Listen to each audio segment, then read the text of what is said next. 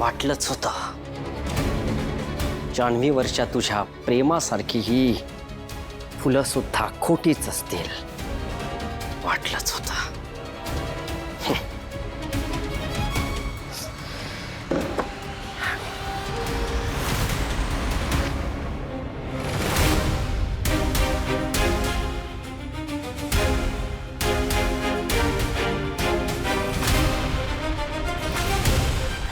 Camera.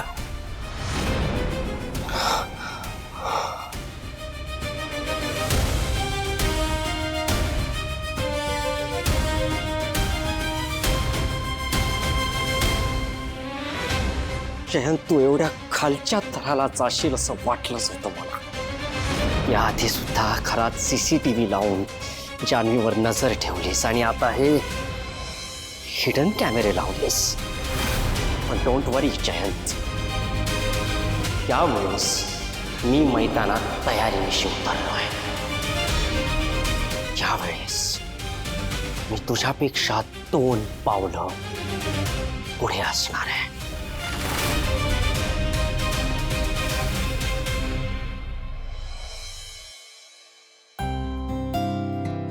वहिनी, अजून कोणी येणार आहे का? नाही ग, घरचा कार्यक्रम आहे ना. चोरोटीला घरचेच असतात सगळे, बाहेरचं कोणी नसतं. हो, पण असं कोणी जे बाहेरचं आहे पण घरच्यासारखं असेल असं. नेमकं कोणाबद्दल विचारतेस तू? अहो नाही, ते तुम्ही मध्यंतरी ग्रुप सेल्फी टाकला होता, त्यात ती एक इन्फ्लुएन्सर होती ना, काय तिचं नाव? आरती. हा. अच्छा, ती होय. अगं काय सांगू, तिने आमच्या गृहलक्ष्मीचं ॲप सुरू करून दिलं, वेबसाईटचं इतकं काम करून दिलं ना. अगदी मनापासून केली आहे तिने सगळी मदत. म्हणजे ती तुमच्याबरोबर पापड विपड लाटू लागली की काय? नाही ग, पण स्वतःचा बिझनेस असल्यासारखी मदत केली. नाहीतर आजकाल कोणी एवढं करत नाही ग कोणासाठी. तिचा काय साईड बिझनेस चालू आहे ते चांगलंच माहिती आहे मला. हे म्हणालीस का? नाही, म्हणजे ती जर एवढ्याच जवळची आहे तर मग तिला कार्यक्रमाला बोलवलं नाही? अगं ती 8 दिवसांसाठी कुठेतरी बाहेर गेली, पण आईंना आठवणीने व्हिडिओ कॉल करते म्हणाली. हा वीणा, आई. हा, आले आले. ही आरती 8 दिवसांसाठी बाहेर गावी गेली आणि बरोबर त्याच वेळेत हॅरी पण कॉन्फरन्सला बाहेर गेलाय, तेही बरोबर 8 दिवसांसाठी. What the hell. तुला काय वाटलं? मला याचा अर्थ कळत नाहीये का हॅरी? हाय. अगं सरबत आणतेस ना?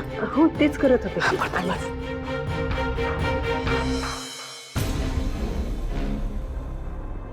हिला काय झालं अचानक?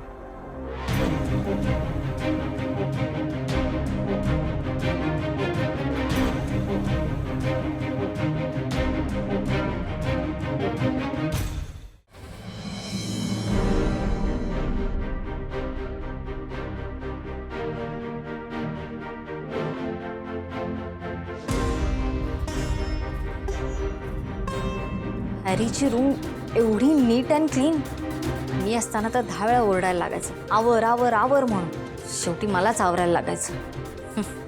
हा कसला आवरतो, आईंनीच आवरला सांग. नाही. हा ग, आईंनी नाही, हरीश भाऊजींनीच आवरली आहे सगळी रूम. सिंचना, एक सांगू, हरीश भाऊजींना खरंच खूप आठवण येते ग तुझी. त्यांनाही करमत नाही तुझ्याशिवाय. हल्ली खूप उदास असतात. मी काय म्हणते, तुम्ही सगळी भांडणं मिटवून परत एकत्र राहा ना. वहिनी, हे तुम्ही मला सांगताय? मला माहिती आहे तुम्ही आणि संतोष दादा वेगवेगळे राहतात ते. त्यामुळे मला सांगण्याआधी तुम्ही स्वतःचं बघा, मग मला सांगायला आहे.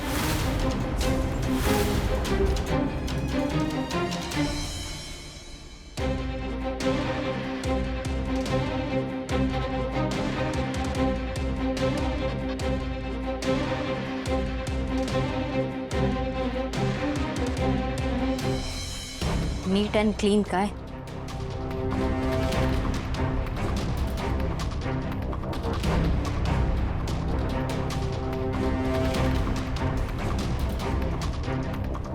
मला वाटलंच होतं तू खोलीत नक्की उचक करायला येणार, पण माझ्या एकाही गोष्टीला हात लावू नकोस आणि निघून जा.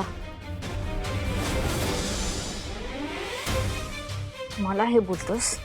स्वतः तिकडे मुलींबरोबर अफेअर करत बसलास आणि मी इथे सफर करते आणि मला रूडली बोलतोस?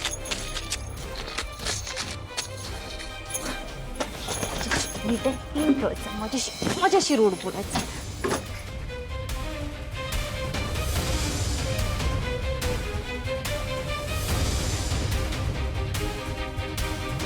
हॅरी, यू डिझर्व दिस.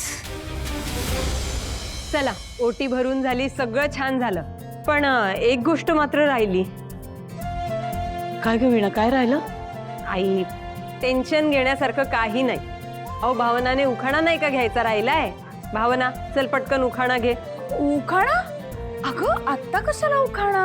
अगं, त्याशिवाय कार्यक्रम पूर्ण कसा होईल? करेक्ट आहे. एक मिनिट भावनाताई, एक मिनिट. जेव्हा माझ्या लग्नाच्या सगळ्या सेरेमनीज होत्या, सगळ्या सेरेमनीजना जानू एक एक उखाणा पाठ करायचा.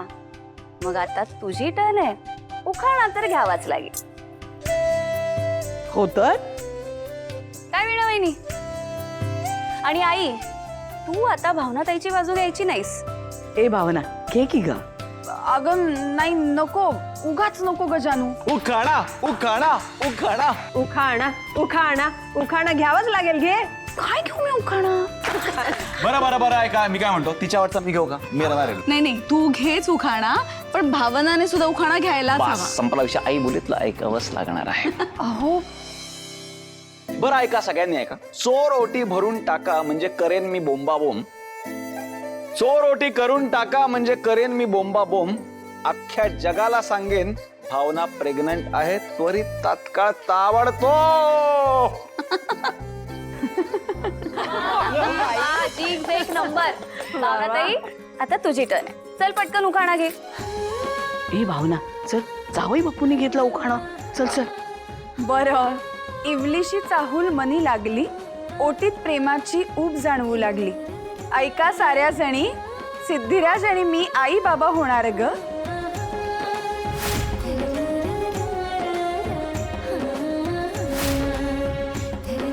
कुणीतरी येणार ग, कुणीतरी येणार नाही.